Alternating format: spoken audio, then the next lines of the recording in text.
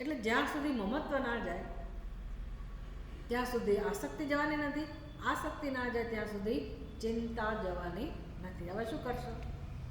તમે કેટલી માળા ફેરવો, કેટલાય ભૂખ્યા રહો, ઉપવાસ કરો, અનુષ્ઠાન કરો, ઉપાસના કરો, તીર્થયાત્રા કરો, યજ્ઞ યાગાદી કરો, દાન દક્ષિણા કરો, બધું જ કશું છોડતા નથી.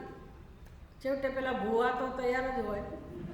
અહીંયા મને ખબર નથી, અમારા અમદાવાદ બાજુ તો કંઈ પણ થાય એટલે ભૂવા પાસે જવા. પેલા નાના ગામડાની વાત કરો, કંઈ પણ થાય, નાના છોકરાઓને તાવ આવે તો એ ડૉક્ટર પાસે ના લઈ જાય, સાપ કરડ્યો હોય તો એ ભૂવા પાસે જવાનું. પેલું છોકરું મરી જાય પણ એની માનસિકતા લોકોને નથી બદલાતી, એ ભૂવા પાસે જ જવા. અને ભૂવો પાછો એવો જબરદસ્ત હોય કે ડૉક્ટર પાસે જ જશો તો તમને વધારે થશે, એટલે પહેલાંને બીવડાવે, મરી જાય છે છોકરાઓ. પણ નાની નાની વાતમાં ભૂવા, પહેલાં મને એમ હતું ગામડાના માણસો ભૂવા પાસે જતા હશે, પણ પછી ખબર પડી બધાનું રહસ્ય જાણવા મળ્યું. કોઈ વ્યક્તિ એમાંથી બાકાત નથી. ખબર પડે એટલી જ વાર કે આ વ્યક્તિ છે ને જાણકાર છે, આ વ્યક્તિની પાસે આ શક્તિ છે, એટલે ગયા જ છે ને બાપુ. દાણા જો નખાવે કે શું કરાવે, જાત જાતનું ચાલતું હોય દુનિયામાં, પાર વગરનું. અને હવે તો વધતું જાય છે, જેમ એજ્યુકેશન વધતું જાય છે આ બધું ઘટવું જોઈએ, એની બદલે એ પણ એટલું જ વધે છે. છાપામાં જાહેરાત આવે, કેવી જાહેરાત હોય કે તમારે તમારું મનગમતી વ્યક્તિને તમારે વશમાં કરવી હોય, વિચાર કરો, વશીકરણ. તમારે એ વ્યક્તિને મેળવવી છે તો તમે અહીંયા આવો, જાહેરાત આપી. આ તો ગેરકાયદેસર કહેવાય ને, આવું કે ચાલે? આવું ચાલે છે દુનિયામાં, આવું ચાલે. લોકો જાય છે, ભલભલા લોકો જાય છે. એના બિઝનેસમાં કોઈ એને આડું આવતું હોય, કોઈની ઈર્ષા થતી હોય, આ હોય તે હોય. માણસ આ બધાથી ભરેલો છે ને, વેર ઝેર, ઈર્ષા, કેટલી બધી વસ્તુઓ છે, લોભ, પાર વગરની વસ્તુઓ ભરી છે.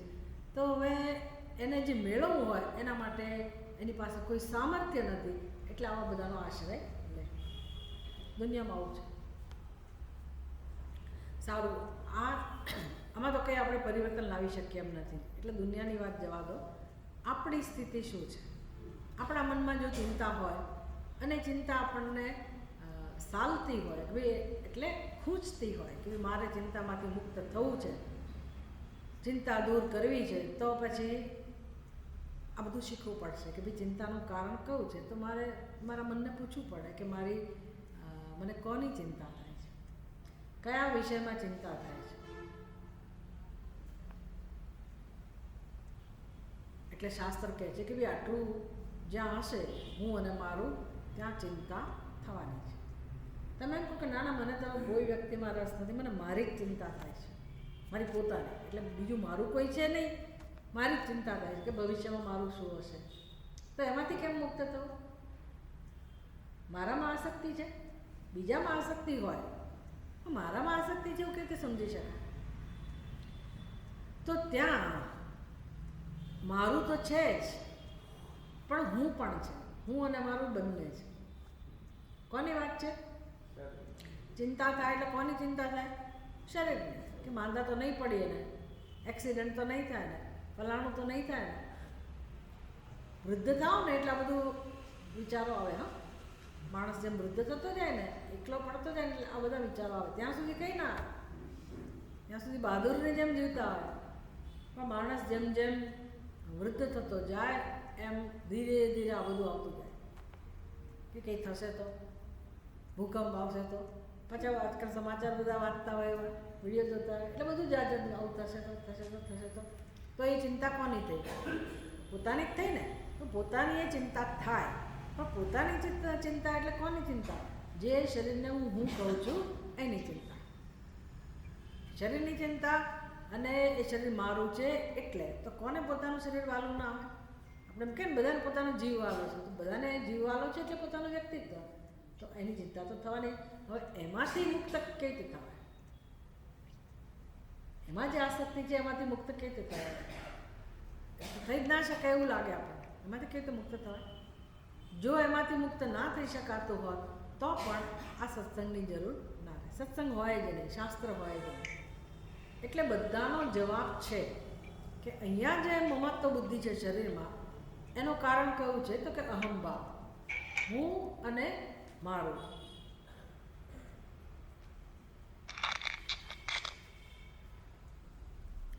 તો શરીરમાં જે અહંભાવ છે એમાંથી પણ મુક્ત થઈ શકાય એવો ઉપાય છે.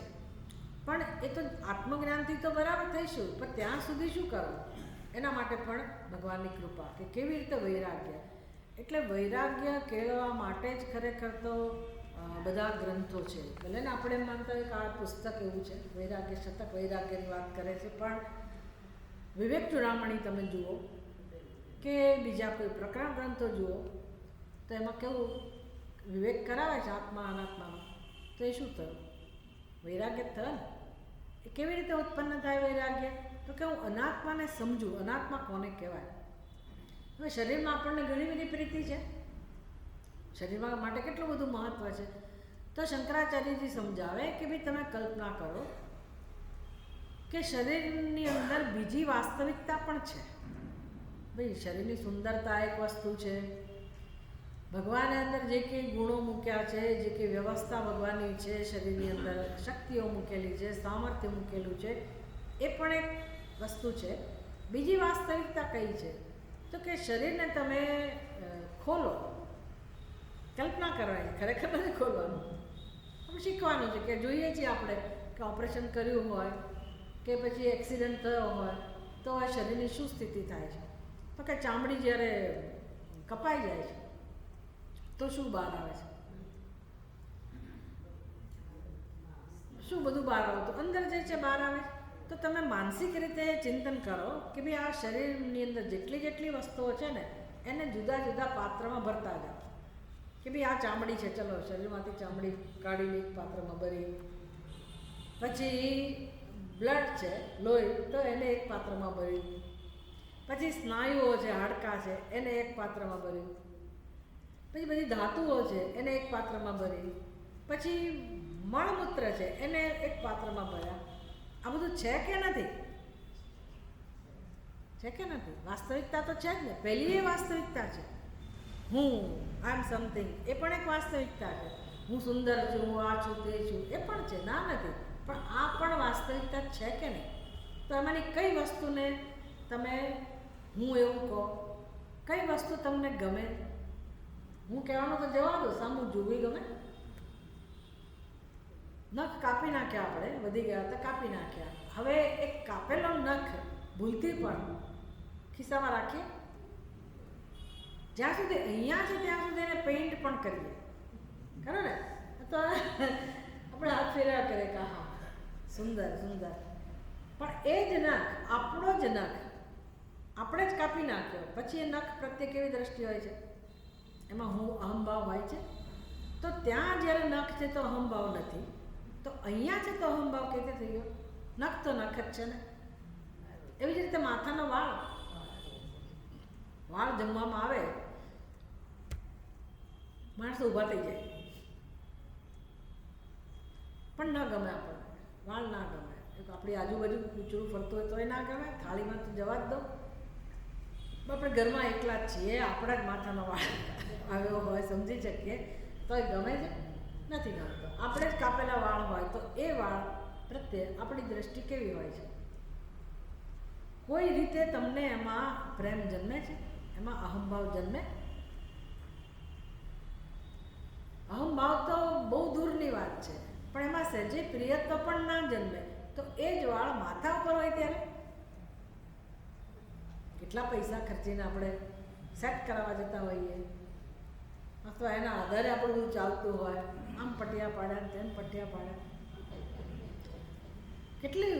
એટલે સ્વાભાવિક છે, જે છે તે જ છે. આપણે કશું એમ નથી કહેતા કે તમે આમાંનું કશું ન કરો, ન કરવું જોઈએ, વાત નથી. ભાઈ છે, વાળ માટે પ્રેમ છે તો સહજ છે, બધાને છે. What is wrong? આપણે ખાલી ચિંતન કરતાં શીખવાનું છે કે આપણી ભૂલ ક્યાં થાય છે, ભૂલ સુધારવાની છે. ભૂલ સુધારવી એમાં એવું નથી કે તમે કાલથી વાળની દરકાર રાખવાનું જ છોડી દો, એવું કોઈ નથી કહેતું. શરીરની દરકાર રાખવાની છોડી દો એવો ઉપદેશ નથી. આપણી સંસ્કૃતિમાં શૃંગારનું સ્થાન છે, બરાબર ને? દેવી દેવતાઓને આપણે સરસ મજાના શૃંગાર કરીએ છીએ, અને મનુષ્ય માટે પણ છે શૃંગારની વાત. શૃંગાર રસ છે, એ આખું જીવન છે. પણ સમજ, આપણે સમજની ચર્ચા કરીએ છીએ કે વૈરાગ્ય કોને કહેવાય. એટલે એટલું બધું મહત્ત્વ આપી દીધું છે વાળને, નખને, શરીરને, ચામડીને, કે એનું જે સ્થાન છે એ સ્થાન તો ક્યાંય જતું રહ્યું અને આપણે એને માથા ઉપર બેસાડી દીધું, એને હું કહી દીધું, આત્માના સ્થાને લઈ ગયા છે. અને આત્માની શું હાલત કરી છે? જે મૂળમાં છે, અધિષ્ઠાન રૂપે છે, જે પરમ સત્ય છે, એની સામે જોવાનું નથી, એની સામે જોતા નથી. આવું છે કે નહીં, પહેલાં તો એ સમજવાનું, આવું છે કે સમજાય તો જ કામ થાય, આપણે સ્વીકારીએ તો જ કામ થાય. પણ મારે સમજવું જ નથી ને, બસ આ મોટો પ્રશ્ન. સમજવું જ નથી એટલે હવે એ તો શું કરવાનું ભાઈ? કોઈ લોકો કહે ને કે હું ભગવાનમાં માનતો જ નથી ને, મને ભગવાનમાં રસ જ નથી ને, ધારો કે કોઈ કહે, તો એનો અર્થ શું થાય?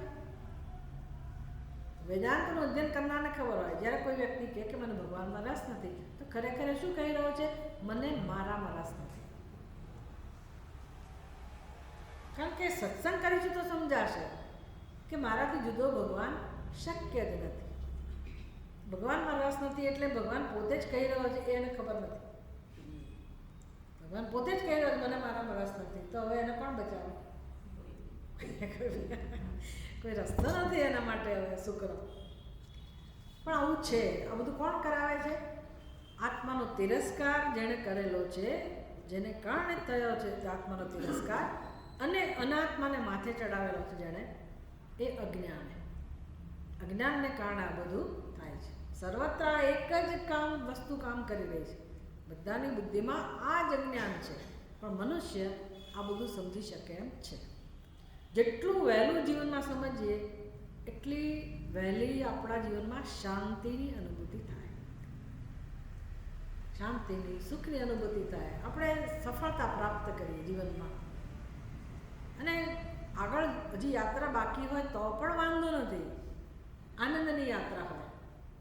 કદાચ થોડું ઘણું કામ બાકી રહી જાય કે વાંધો નથી. સારું, એટલા માટે વૈરાગ્યનું મહત્વ છે. તો 10 અવિકારી સ્વભાવો આ ભગવાનની અંદર છે, એનું વર્ણન કરે છે. કારણ કે આપણે કોની પાસે માગણી કરીએ છીએ? કેવા શિવજી પાસે 2 અવયવોની માગણી કરી? જેની પાસે 10 પ્રકારના અવયવો છે. તો હવે જાણવાની ઈચ્છા થાય ને કે ભાઈ 10 પ્રકારના અવયવો કયા? આમાંનું કશું આપણને ગમે એવું નથી. અવ્યય શબ્દ ગમે કે એમાં કંઈ ભક્તિભાવ જન્મે? અવ્યય શબ્દમાં કોઈ ભક્તિભાવ ના જન્મે. હા, તમે એમ કહો કે ભાઈ મને શ્રદ્ધા આપો ભગવાન, ભક્તિ આપો, તો કંઈક રસ જન્મે. આ અવયવની માગણીમાં શું રસ જન્મે? કેવું શુષ્ક વસ્તુ છે. પણ છતાંય કોના ગુણ છે? શિવજીના. શિવજી શુષ્ક છે? શિવજી શુષ્ક નથી. તો જેને પ્રિય છે શિવજી, એને તો પૂછવું જ છું. એને તો મહાદેવ ગમે તેવા હોય, મહાદેવ પ્રિય છે, એવા મહાદેવ પાસે માગીએ છીએ ને, એટલે એ અવ્યય શુષ્ક નથી રહેતા. ઉપરથી આપણે એ અવ્યયને જાણી શકીએ કે ભાઈ અવ્યયનો અર્થ શું થાય? તો કે જેમાં ક્યારેય કોઈ વ્યય નથી થતો. તો આવી વસ્તુ જ્યારે મારી પાસે આવી જાય કે જેમાં કોઈ રીતે ઘટાડો થવાની સંભાવના જ નથી, તો એ વસ્તુ નિત્ય મારી સાથે હોય અને એ શિવજીની સંપત્તિ છે, એ કલ્યાણકારી વસ્તુ છે, તો મારા પાસે જો આવી જાય તો મારું કલ્યાણ નિશ્ચિત જ છે, મારું મંગળ, મારું કલ્યાણ થવાનું જ છે. અને એ વસ્તુ કોઈ જૂટવી પણ ના શકે, એનો નાશ પણ ના થાય જો મારી પાસે વસ્તુ આવી જાય તો. એટલે આ 10 અવયવ કયા છે? જ્ઞાન વૈરાગ્યમૈશ્વર્યમ તપસ્સત્ય ક્ષમા ધૃતિ તપસ્સત્યમ ક્ષમા ધૃતિ દૃષ્ટત્વામાત્મ સંબંધ યતિષ્ઠાતૃત્વમેવ ચ અવ્યયાનિ દશૈતાની નિત્યમ તિષ્ઠન્તિ શંકરે.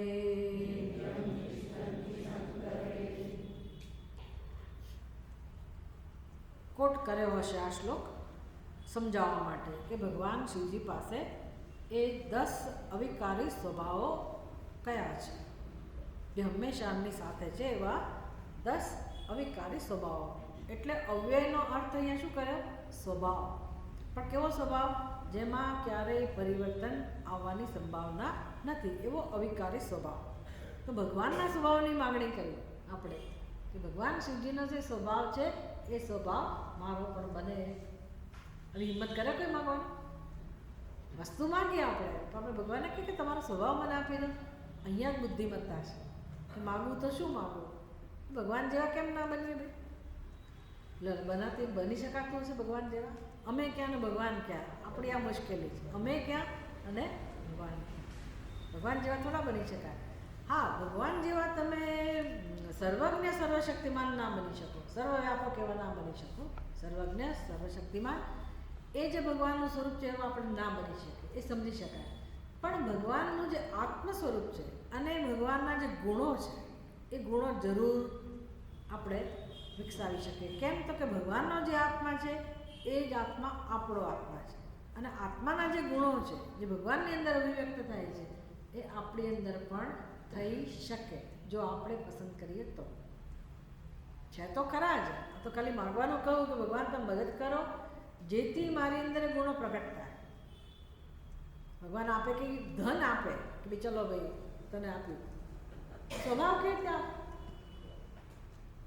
સ્વભાવ આપી જ ના શકે. એક જ સંભાવના છે કે જો ભગવાનનો સ્વભાવ જે છે એ મારો સ્વભાવ પણ હોય અને મને ખબર ના હોય તો જ ભગવાન આપી શકે, નહીંતર ના આપી શકે.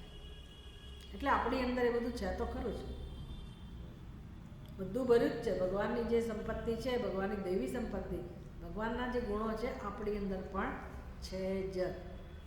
કૂવામાંથી બહાર આવે એટલી વાત છે. એટલા ઊંડે જતા રહે છે, એટલે ઊંડે જતા રહે અને બહાર કેમ લાવવા?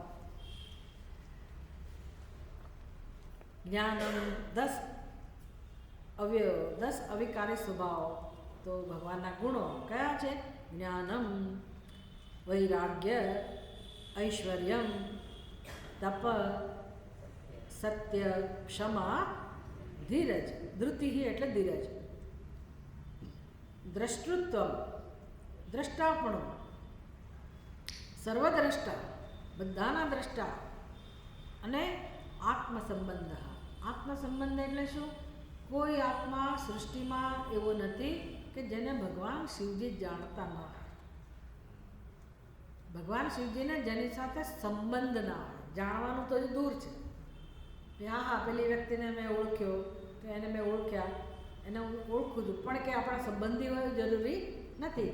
જ્યારે આ તો જે પણ જીવ છે સૃષ્ટિમાં એ ભગવાન શિવજીનો સંબંધી છે. આપણને ભલે સંબંધની ખબર ના હોય, આપણે ભલે એને જાણતાય નથી અને દૂર જ રાખીએ છીએ, એને મંદિરમાં જ રાખીએ આપણે, કાં તો ઉપર રાખીએ, ઉપરવાળો જાણે, પણ એ તો આપણા હૃદયમાં જ બિરાજમાન છે.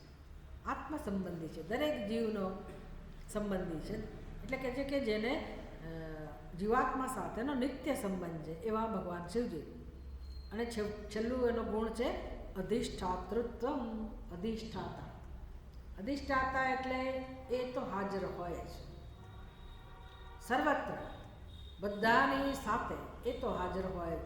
એની હાજર રહેવાની રીત જુદા પ્રકારની છે. આપણને એ સ્પષ્ટ રૂપે જણાય નહીં, આપણે ઓળખી ના શકીએ, પણ એ તો હાજર હોય. એના વગર આટલી પણ હલચલ, આપણે કહીએ ને ભગવાનની ઈચ્છા વગર પાંદડું હાલે નહીં. બસ આ અહીંથી આવે છે. ઈચ્છા એટલે શું? એવું નથી કે ઉપર બેઠો બેઠો ઈચ્છા કરે છે કે આ જીવ અહીંયા જાય, પેલું પાંદડું અહીં જાય, ત્યાં જાય અને બધી પ્રવૃત્તિ થાય, એવું નથી. ક્રતૌ સુપ્તે જાગ્રત તમસી ફલ યોગે ક્રતુમતામ ક્વકર્મ પ્રદ્વસ્તિ ફલતી પુરુષારાધન મૃતે. તો ભગવાન આ લોકો સત્કર્મ કરે છે જે મનુષ્યો, એ કઈ શ્રદ્ધાથી કરે છે? કારણ કે લોકો કર્મ જે કરે છે લોકોને ખબર છે કે ભાઈ અમે કર્મ કરીએ અને કર્મ તો જોત જતામાં પૂરું થઈ જાય છે, નાશ પામે છે. પછી કર્મ તો નાશ પામ્યું, પણ કર્મ કરનાર પણ નાશ પામે છે. તો જેણે આટલા બધા સત્કર્મો કર્યા હોય, કોઈ વ્યક્તિ સત્કર્મ કરતી હોય, તેને ખબર છે કે હું તો સત્કર્મનું ફળ મળે પહેલાં મારું મૃત્યુ થઈ જાય, તો મારે શું કામ સત્કર્મ કરવું જોઈએ? વિચાર આવે ને આપણને કે આપણે તો મરી જઈશું તો એનું ફળ મને ક્યાં મળવાનું, પણ આપણે કરીએ છીએ. કેમ? તો કે ભલે મારા કર્મનો નાશ થાય, ભલે મારો નાશ થાય, ભલે મારું મૃત્યુ થાય, પણ મારા કર્મનું ફળ સાચવનાર કોણ છે? ભગવાન શિવજી. કર્તવ સુક્તે, કર્તવ સુક્તે, કરનારો સૂઈ જાય છે, જાગ્રત તમસી, ભગવાન જાગે છે. એટલે આપણે ભલે જતા રહ્યા કર્મ કરીને, પણ ભગવાન બધી નોંધ રાખે છે કયા જીવાત્માએ કયા જન્મમાં કયા સ્થાને રહીને કઈ ભાવનાથી કયું કર્મ કરેલું છે, બધી જ વિગતો એમની પાસે જ છે. આવી શ્રદ્ધા આપણને છે એટલે આપણે કર્મ કરીએ છીએ, સત્કર્મ, કે ભાઈ એ તો ફળ આપશે જ. ભલે હું મૃત્યુ પછી ગમે ત્યાં જન્મું, ગમે તે સમયે, ભગવાનને ખબર છે કે હું ક્યાં જન્મીશ અને મારું કર્મનું ફળ, સત્કર્મનું ફળ મને મળવાનું જ છે. જો આવી શ્રદ્ધા દુષ્કર્મમાં હોય તો કોઈ દુષ્કર્મ ના કરે, પણ આ બધું જ્ઞાન નથી રહેતું. પણ સત્કર્મ કરનાર વ્યક્તિને ભગવાનમાં આવી શ્રદ્ધા છે એટલે ભગવાન અધિષ્ઠાતા છે. એની હાજરી હોય તો જ આ બધું શક્ય છે. હવે જે લોકો, જે સાધકો, ભગવાનના જે ભક્ત છે, એ લોકો જ્યારે નિરંતર ભગવાન શિવજીની ઉપાસના કરતા હોય અને આ ભક્તની માગણી બતાવે છે કે એ ભક્ત સકામ ભક્ત નથી. સકામ ભક્ત એટલે કયો? આર્ત ભક્ત અને અર્થાર્થી ભક્ત. ગીતામાં ભગવાન કહે છે ને, ચતુર્વિધા ભજન્તે મામ જનાઃ સુકૃતિનો અર્જુન, આર્તો, જિજ્ઞાસુ, અર્થાર્થી અને જ્ઞાની. તો આમ તો આર્ત ભક્તને કંઈ ખરેખર ભક્ત ના કહેવાય, અર્થાર્થીને ભક્ત ના કહેવાય, કારણ કે એ ભગવાનનો ઉપયોગ કરે છે. પણ તોય ભગવાન કેટલા દયાળુ છે, એ તો કહે છે કે ના, એ તો મારો ભક્ત જ છે. કેમ? તો કે મારી પાસે આવ્યો, ભલે એની ગમે તે જરૂરિયાત હોય, ગમે તેવું દુઃખ હોય, પણ એ શરણ કોણ લીધું? ભગવાન. એટલે ભગવાન આવું કરે છે અને ભગવાન એને બિરુદ આપે છે ભક્તનું. પછી ભગવાનને ખબર છે કે ધીરે ધીરે ધીરે એ પરિપક્વ બનશે, પછી એને મારું મહત્વ સમજાશે કે ભગવાન કેટલા દયાળુ છે, ભગવાન કેટલા કૃપા. ભગવાન છે ને એ પરિચય આપતા હોય છે, એને શું કહે? પરચો. પરચો આપતા હોય. આપણે નથી સમજી શકતા. દરેક ભક્તને ભગવાન સતત કંઈક ને કંઈક અનુભવ કરાવે. જો હું તારી સાથે છું, જો હું તારી રક્ષા કરું છું, જો તું આ ચિંતા કરતો તો, જો પહેલેથી તૈયારી છે, તો આ બધું શું છે? આ બધું શું છે? ભગવાન સતત તમને બતાવે છે ને કે હું તમારી સાથે છું, અને છતાંય આપણે આપણી ચિંતામાંથી બહાર આવતા નથી. બાકી ભગવાનનું કામ તો એ જ છે. એટલે ભક્તને કેમ પોતાની પાસે બોલાવવો, પરચો આપવાની ભગવાને શી જરૂર છે? હું મહાન છું, શક્તિશાળી છું, એ સાબિત કરવા માટે નહીં, કે તું બિચારો બાપડો છે, મારે આશ્રિત છે, એવું સિદ્ધ કરવા માટે નહીં. ભગવાન ઈચ્છે છે કે આ જીવ કોઈક રીતે હવે જાગે જીવનમાં અને મારી પાસે આવે. એટલે ભગવાનને આપણો વિરહ ચાલે છે, ભગવાનને વિયોગ ચાલે છે. એટલે ભગવાન કંઈક ને કંઈક નાટક કર્યા જ કરે, આજુબાજુ કર્યા કરે, કે જેથી આપણે છોડીએ. અમને એવું કહેતા પહેલાં ગુરુજીઓ કે ભાઈ આ ભગવાનની પાસે આયુધો કેમ છે? ગદા ને પેલું બાણ ને સુદર્શન ચક્ર, બધી વસ્તુઓ કેમ રાખતા હશે ભગવાન? એટલા બધા આયુધોની શી જરૂર છે? ભાઈ શત્રુનો સંહાર કરવા તો બરાબર છે, પણ આ ગદાની પાછળનું તો એક જ રહસ્ય છે કે આપણે કેવા છીએ. કામ પતી ગયું ને એટલે નાળિયેર જે ચડાવવાનું તો ચડાવી લીધું, માનતા પૂરી થઈ ગઈ, મંદિરમાં જઈ આવ્યા, પછી આપણે આપણા સંસારમાં પાછા ડૂબી જઈએ. એટલે ભગવાનને હવે નથી ગમતું, એટલે પાછળથી ગદા એટલે ફટકો આવે જીવનમાં કંઈ કે જેથી વળી પાછા ભગવાન પાસે જઈએ. એટલા માટે ભગવાન શસ્ત્ર રાખે છે. કેમ? આપણને પોતાની પાસે રાખવા. આવી એક રીત છે ભગવાનની કૃપાને જોવાની, જીવનને સમજવાની, કે ભગવાન આવું જ કરે છે. એવું નથી કે નરસિંહ મહેતાને જ ભગવાન પ્રગટ થયા અને મીરાબાઈ પાસે ભગવાન પ્રગટ થયા અને એ જ ભક્તોને ભગવાને મદદ કરી અને પછી કોઈ એવા ભક્તો થયા જ નથી. આવું બધું ના હોય. પેલા પ્રગટ ના થયા હોય, કોઈ બહાર ના આવ્યું હોય, પણ દરેક જીવ જે ભગવાનની શરણમાં જાય છે, ભગવાન એને કોઈક ને કોઈક રીતે પરચો આપી અને જીવને આગળ લાવતો હોય છે. આવું છે, અનુભવ થતા જ હોય છે, આપણે નોંધ નથી લેતા. જેમ જેમ અનુભવ થાય એ સંસાર છૂટતો જાય, આપોઆપ વૈરાગ્ય આવતો જાય અને ભગવાનનું મહત્વ આવતું જાય. પછી જિજ્ઞાસા પ્રગટે અને પછી જ્ઞાન માટે પ્રેમ જન્મે. આવો ક્રમ છે. એટલે જે ભક્ત આ અર્થાર્થી અને કયો બીજો આર્ત અને અર્થાર્થી આમાંથી મુક્ત થઈને જે હવે ભગવાનની ભક્તિ ઈચ્છે છે નિસ્વાર્થ ભાવથી, ભગવાન હવે તો તું જ જોઈએ, તારું દર્શન જોઈએ, તારું જ્ઞાન જોઈએ, આવો જે ભક્ત છે એને વૈરાગ્યની જરૂર હોય અને એ પ્રાર્થના કરે અને એ રીતે ભગવાનનું ભજન કરતો હોય, ઉપાસના કરતો હોય, તો બે અવ્યય તો શું, ભગવાનના 10 અવિકારી જે સ્વભાવો છે ને એ ભક્તના હૃદયમાં પ્રગટ થતા હોય છે. 10 સ્વભાવો એટલે કેટલા ઉત્તમ ગુણો છે. આવતીકાલે એની ચર્ચા આપણે કરીશું કે જ્ઞાન એટલે કયા પ્રકારનું, વૈરાગ્યનું ખરું સ્વરૂપ, કઈ રીતે ભગવાનની અંદર આ બધું પ્રગટ થાય છે. ભગવાનની અંદર તો પ્રગટ થાય જ, કારણ કે એ તો બધાનું અધિષ્ઠાન છે, એટલે ત્યાં તો હોય જ. પૂર્ણ વૈરાગ્ય હોય, પૂર્ણ જ્ઞાન હોય, પૂર્ણ ઐશ્વર્ય હોય, એને જ ભગવાન કહેવાય. ભગવાનની વ્યાખ્યા જે છે. પણ આપણે તો આપણી ઉત્પત્તિ ક્યાંથી છે, આપણી ઉત્પત્તિ પણ ક્યાંથી થઈ છે, ભગવાનમાંથી જ થઈ છે ને. એટલે ભગવાનના ગુણો આપણી અંદર પણ હોય જ. આપણી અંદર ઐશ્વર્ય આપણી માત્રામાં હોય, પણ હોય તો ખરું જ. જ્ઞાન આપણી અંદર હોય, વૈરાગ્ય આપણી અંદર હોય, આ બધા ગુણો આપણી અંદર પણ હોય જ. આપણે માત્ર એને બહાર લાવવાના છે, એની નોંધ લેવાની છે. એનું નામ આત્મવિકાસ, આત્મોન્નતિ. કે ભાઈ આ ગુણો જ્યારે આપણા હૃદયમાં ભરપૂર માત્રામાં હોય પછી સંસાર ગયો. આ ગુણો જેમ જેમ આવે એમ આસુરી સંપત્તિએ જવું પડે અને બસ પછી જ્ઞાન જ્યારે પ્રગટ થાય તો અજ્ઞાન તો રહ્યું જ ક્યાં. એટલે આપણે જ્યાં છીએ ત્યાં જ કોઈ ફેરફાર વગર આપણે શિવજીની સાથે ઐક્ય અનુભવીએ. જરૂર નથી કે હું મહાદેવની જેમ બેસું અને મારા માથા ઉપર ગંગાજી હોય, ચંદ્રમા હોય, નોટ નેસેસરી. જેવા છીએ ત્યાં રહીને જ આપણે શિવ સ્વરૂપનો અનુભવ કરી શકીએ, કારણ કે આપણી અંદર એ બધું છે, આપણું સત્ય છે. અને એને પ્રગટ કરવા માટે, એને પ્રગટાવવા માટે જ મનુષ્યનો જન્મ છે. આપણે અટકી પડ્યા છે કે મારા ગૃહસ્થાશ્રમમાં કે ઠેકાણો નથી, અથવા આમ થયું તેમ થયું અને જીવન સમાપ્ત થયું. આવું નથી ભાઈ.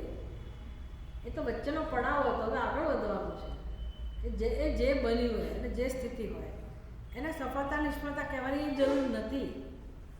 આપણે આગળ વધવાનું છે. એ બધું જે વ્યવસ્થા પ્રમાણે, નિયમો પ્રમાણે થતું હોય થયું. હવે મારું જીવન શેના માટે છે? આત્માના પ્રાગટ્ય માટે, આત્મ સ્વભાવના પ્રાગટ્ય માટે, આત્માના વિકાસ માટે અથવા ભગવાનની પ્રાપ્તિ માટે. હવે કેવી રીતે વર્ણન કરશે? તો કે જેને વૈરાગ્ય પ્રાપ્ત થયો છે એની સ્થિતિ કોના જેવી છે? તો કે ચક્રવર્તી મહારાજા જેવી. ચક્રવર્તી મહારાજા. હવે આપણે તો કે રાજા જોયા નથી, તો ચક્રવર્તી મહારાજા ક્યાંથી જોયા? પણ સાંભળ્યું તો હોય ને કે ચક્રવર્તી રાજા કોને કહેવાય, એની પાસે શું શું હોય અને કેવો એનો વૈભવ હોય. તો જેણે વૈરાગ્ય પ્રાપ્ત કર્યો છે એની જીવનમાં આવી સ્થિતિ બની જાય છે. જાણે કે ચક્રવર્તી રાજ્યને પ્રાપ્ત ના થયું હોય આ પ્રકારનું એનું જીવન હોય છે. તો આવતીકાલે આપણે એની ચર્ચા કરીશું. ઓમ પૂર્ણમદ પૂર્ણમિદં